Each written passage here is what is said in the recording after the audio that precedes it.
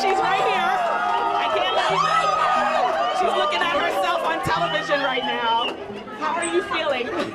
Can you put it into... There is no reason for this. These are human rights abuses.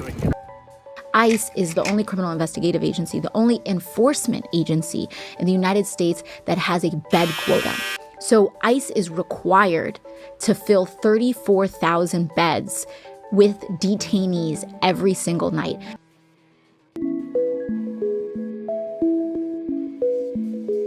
You know, in 2016, I helped organize for the Bernie Sanders campaign. Alexandria Ocasio-Cortez, the New York congressional Democratic candidate.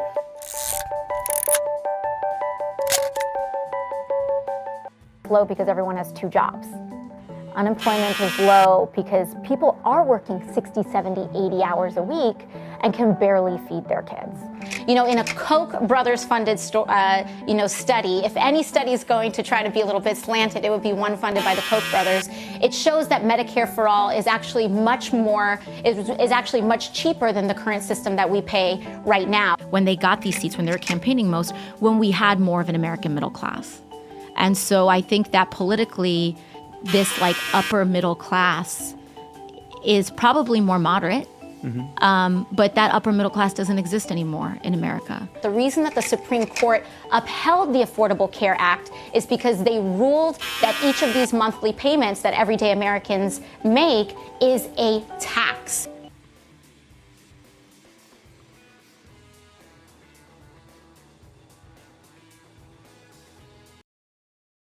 Democrats, because they are so jazzed up, could move radically to the left. And that means that their future is Alexandria Ocasio-Cortez. Now, yesterday I said that Alexandria Ocasio-Cortez is not the brightest bulb in the basket. And I stand by that statement because she is not, in fact, the brightest bulb in the basket. She was on Pod Save America yesterday, and she made a series of ridiculous, silly statements.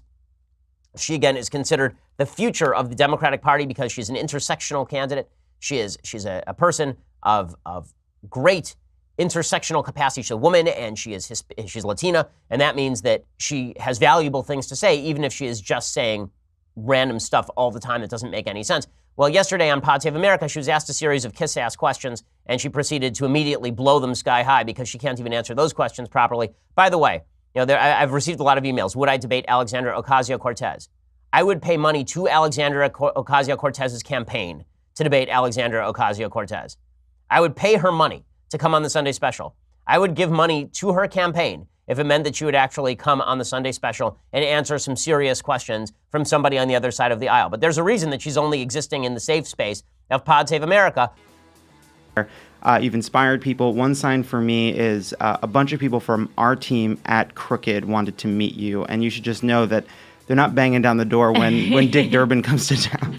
They're just going to ask her questions like, Alexandria, where do you get that lipstick? Alexandria, how do you do your hair in the mornings? Alexandria, can you talk to us about how Republicans are mean and cruel? Yeah, it's really funny.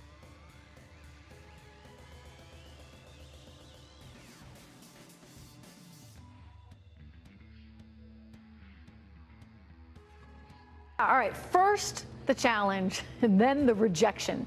Conservative commentator Ben Shapiro calling for a debate with Democratic Socialist Alexandria Ocasio-Cortez. He wants to debate her. He wants to debate her on the issues. The New York congressional candidate taking issue with Ben Shapiro. I really wanted to make just a direct appeal to Alexandria Ocasio-Cortez, the future of the Democratic Party, according to Tom Perez, head of the DNC.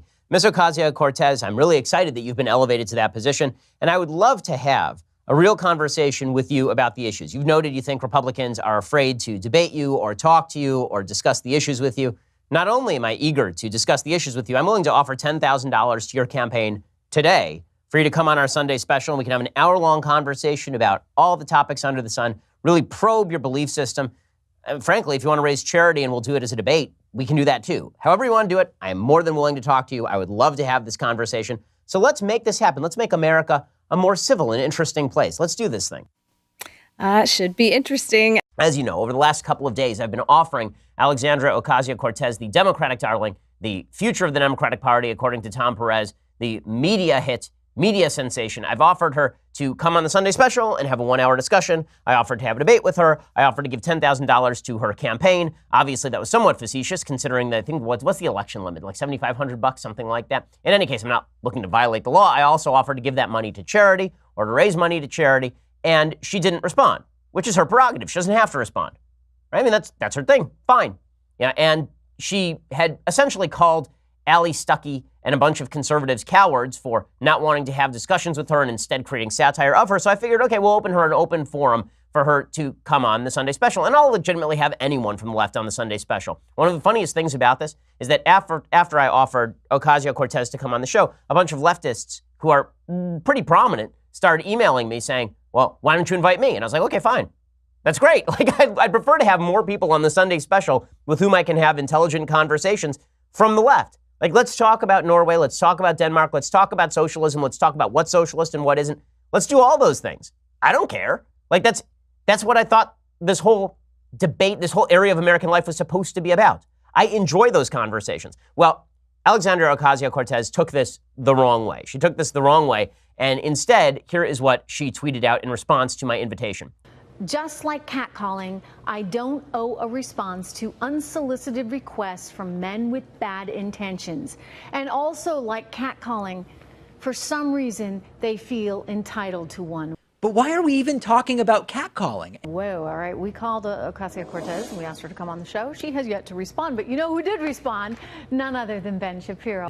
Discussions and debate are not bad intentions. Slandering someone as a sexist catcaller without reason or evidence does demonstrate cowardice and bad intent, however. Conservative commentator Ben Shapiro responding to Democratic socialist Alexandria Ocasio-Cortez after being accused of catcalling for challenging her to a debate. A lot of people saying it's not the same as, she's not saying it's the same as catcalling. Fine, but even bringing up catcalling devalues criticisms of actual catcalling that takes place. So here it's already gotten really dumb, in my opinion. Shapiro reacting moments ago on Your World with Neil Cavuto. Watch. If she were to get into a discussion with somebody who asks her tough questions, I don't think she has the information or the philosophy at her disposal to actually answer those questions well. And she knows that, which is why her best move here would have been either to just ignore or to say no, and then everybody would have moved on with their life. But instead, it turned into her invoking victim status. Why is it, Greg, that you can't challenge someone to a debate on the ideas without being accused of being a jerk? Like, I don't think Ben Shapiro has ever catcalled in his life.